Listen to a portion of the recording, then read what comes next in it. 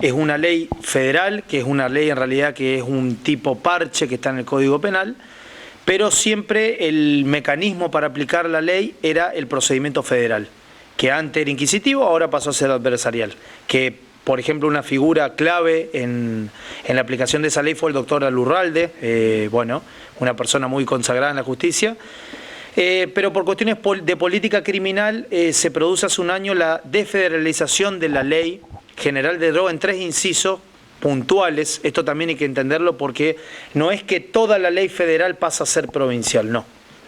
La ley sigue siendo de fondo, es decir, federal, perdón, y en estos 3 incisos se aplica provincialmente.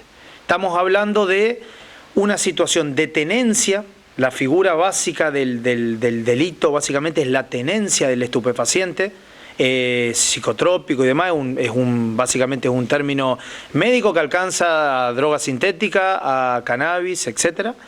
Que no está dentro del mercado autorizado. Lógicamente, porque si bien hoy hay teorías que existe un registro de programas de cannabis, por ejemplo Reprocram, donde esto se fue realizado por el gobierno de Alberto Fernández, era una medida a cierto punto discrecional, porque principalmente tenía un fin terapéutico, medicinal, hasta paliativo de dolor, y se le permitía al particular tener hasta 9 plantas de marihuana, portar en la vía pública 40 gramos de flores seca, donde si uno hace un análisis, yo tengo una especialidad en la materia de droga, por cada gramo de flores seca salen aproximadamente 2 o 3 cigarrillos de... Imagínate el negocio. Claro, o sea, lo permite andar con, no sé, 160 porros. Y yo te hago una pregunta, ¿quién hace el control de que si eso es para paliar una enfermedad o para ir al comercio o juntarme con 4 amigos que tengan el plan? ¿Y quién podría hacerlo? Porque en la práctica es difícil. Bueno, esa fue la discreción, es una cuestión netamente política. Pero eso sigue vigente. Eso sigue vigente, por lo menos hasta el mes que viene está vigente, pertenece al Cedronar. No hay ¿Hasta el mes que viene? Y digo porque no puede aparecer lógicamente una medida que la derogue, pero lo cierto es que hay un instituto como el Cedronar que es encargado en otras diligencias y no hace el debido control, lo que fue una medida política, creo yo, más para el voto que para... Tal cual. Para que tengo el Reprocam, ya no me lo controla más nadie. No, y puedo sacar una ventaja económica, que acá viene el quid de la cuestión de esta ley. Sí. Lo que se juzga o lo que se trata de llevar a justicia federal es lo que se denomina el narcomenudeo, el microtráfico, que es la modalidad delivery o la modalidad kiosco. O sea, la droga debe estar, sea cocaína, pongamos el ejemplo, sea marihuana, debidamente fraccionada, que inequívocamente le haga presumir al fiscal que es para el consumidor final. O sea, es el último eslabón de la cadena. No estamos hablando de un distribuidor final que haga presumir que va a juntar 5 personas o 5 puntos de ventas para vender. No. Por eso el concepto que aclaraste. ¿Kiosco o delivery? Es la modalidad que se usa como... Para entenderlo coloquialmente y que la gente por ahí entienda de que lo que se persigue provincialmente, o sea, es paliar el detrimento de la salud pública, o sea, el perjuicio que hoy hay en la salud pública, donde tenemos puntos de venta en cualquier tipo de barrio sin control alguno de estas modalidades que hoy en día se ven en la calle. Pero déjame hacerte una salvedad, porque hace muy poco tuvimos una audiencia bastante resonante en la ciudad de Vera, donde se trata también de agrupar de cierto punto con la figura de la confabulación, que es el tercer inciso que establece la ley de droga en el sistema provincial, donde tiene una especie de cuerpo de asociación ilícita. No lo comparo porque me van a salir a decir, no estoy diciendo que hay delitos indeterminados, no. Estoy hablando de un plan común, de jerarquía, de roles, de puntos rojos de venta, de tener mensajes cifrados en redes sociales que no estamos acostumbrados a usar. O sea, por ejemplo, estas transacciones comerciales no se hacen por Instagram, por Facebook, se hacen por situaciones. Yo soy muy poco común de usar esas redes sociales, pero se realizan por otras redes que no son las comunes. No convencionales, digamos, que pueden tener una privacidad, cierta privacidad. Sí, tiene un cierto público donde se habla en código, entre comillas, y se realizan estas especies de comercializaciones minuciosas, digamos. donde lamentablemente tenemos hoy un péndulo, por así decirlo, donde hoy ni siquiera la propia policía, ni siquiera la propia fiscalía sabe qué es federal y qué es provincial, que acá viene una situación. Porque justamente te iba a comentar esto. Nos lo han comentado policías que nos dicen que ni siquiera ellos pueden decidir cuándo es federal o cuándo es microtráfico. Directamente le tienen que preguntar al fiscal. Es el fiscal el que tiene que decir, bueno, ¿lo hacemos nosotros o lo pasamos al juzgado federal? ¿Esto es así? Primero que es una muy buena pregunta. Segundo que la primacía es federal. En caso de duda es federal. O sea, esto dice la ley que desregula o desfederaliza la ley federal de drogas. O sea, hay cuestiones que hay que tenerlas en cuenta, como te estoy hablando de que los conceptos en materia penal son restrictivos y deben respetarse. O sea, si a mí la ley, la normativa me dice microtráfico, quiere decir fraccionamiento, que inequívocamente haga presumir, y disculpame que lo repita, que es hacia el consumidor final, yo considero que eso es provincial. Ahora, si yo encuentro en un allanamiento 5 balanzas de precisiones, nylon fraccionado que me haga presumir de que había un eslabón un poco más superior en la cadena, y panes de cocaína, por decirte, que superen el kilo, kilo y medio, y yo te digo que eso no es provincial, no es microtráfico. Pero sin embargo, hoy de cierto punto, y esto no es, no quiero ser despectivo ni hiriente de ninguna susceptibilidad, pero se trata de usar también el sistema provincial como una especie de policía para luego derivarlo a lo federal.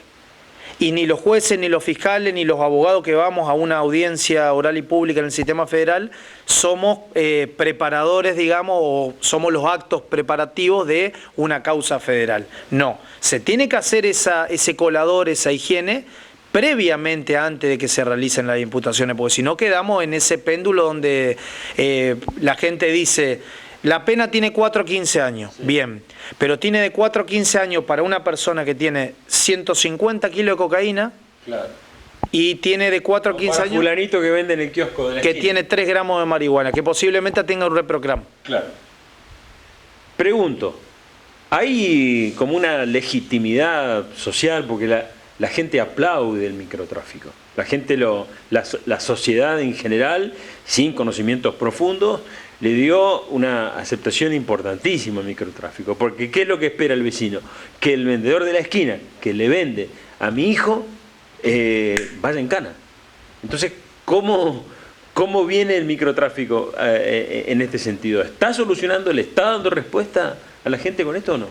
Mirá, Jorge, yo siempre digo que hay 3 poderes en el Estado donde la justicia se aplica para hechos pasados. O sea, nosotros básicamente somos operadores de un sistema judicial que una vez sucedido el hecho se genera el proceso.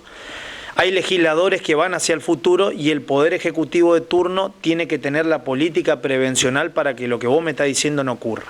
Si hubiera una política, porque la ley lo establece, el artículo 34 te dice que hay lineamientos de acción.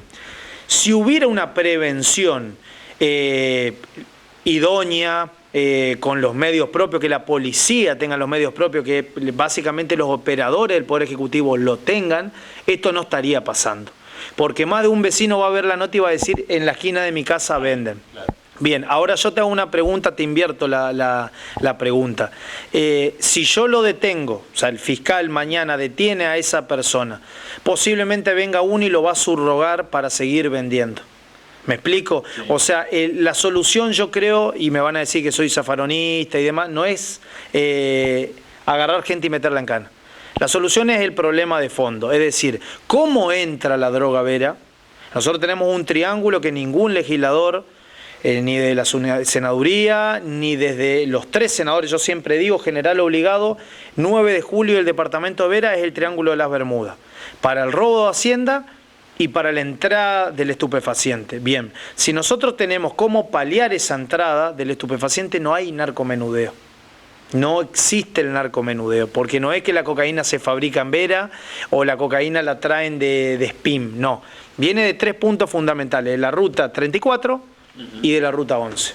Ahora bien, ese problema se soluciona metiendo en cana a 3 personas que están en puntos rojos, como le dice la Fiscalía. Yo creo que no, es un problema que es frente a la salud pública, no hay un damnificado directo. Yo creo que los chicos hoy están en una situación de vulnerabilidad, porque hoy el exceso se ve más que antes, y de seguridad pública.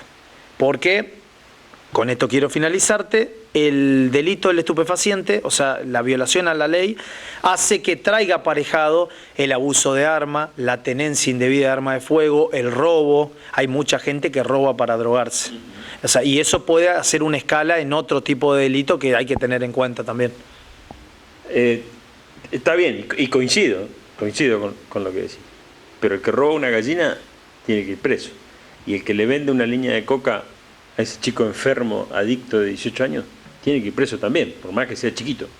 Yo creo, ¿Coincidís en eso? Yo coincido que tiene que ir a un proceso que debe ser debidamente juzgado y que posiblemente, si hay prueba, vaya detenido. Eso yo soy el primero que te va a decir que es así. Ahora bien, mi pregunta es, agarramos una ley, le ponemos un parche políticamente para que los fiscales tengan más acción, para hacer territorialmente punible el delito en nuestra provincia, o hacemos una ley verdaderamente idónea, con legisladores idóneos, donde digan, che, bueno, bárbaro, ¿está el microtráfico regulado? Sí. ¿Cuál es la pena para el microtraficante? ¿Es la misma que para el narcotraficante? No. Eso es lo que yo quiero que la gente por ahí lo entienda. No es que nosotros los abogados trabajamos para sacar a los narcotraficantes de la cárcel y que la gente que Vera se inunde de Vera, no. Simplemente vamos a un proceso a que no sea todo lo mismo y que por ahí los fiscales también entiendan que por ahí el exceso de acumular gente, hacer cuestiones múltiples, sirve para los medios de comunicaciones, pero a la hora de desmembranar la prueba, nos encontramos con que una persona no tiene, con que una persona, esto es una anécdota que pasó en la audiencia, le encontraron 3 bolsas de nylon en una casa. Y yo le digo al fiscal que si va a mi casa en este momento, yo también voy detenido porque debo tener más de 3 bolsas de nylon en mi casa. Y si voy a la casa de Jorge del Barco, también posiblemente tenga. O sea, la bolsa tiene que estar con un indicio de un psicotrópico que genere un reactor y que eso haga presumir, eso es una evidencia. Hoy en día agarramos una bolsa, agarramos una balanza que no sabemos para qué es y aglutinamos 5 personas que por tener la ventana abierta de una casa ya son narcotraficantes. Yo creo que hay que tratarlos como microtraficantes o como consumidores y que se le aplica la pena que les quepa. Eso yo no te escapo. La escala penal que les quepa. Ahora bien, no usemos una persona que le encontraron 6 gramos de marihuana con un reprocram vigente a la fecha, con una enfermedad consagrada por un carnet que se le otorga el Ministerio de Salud de la Nación y tratarlo de narcotraficante. Eso no. Eso es lo que yo quiero por ahí hacer una diferenciación entre las situaciones procesales.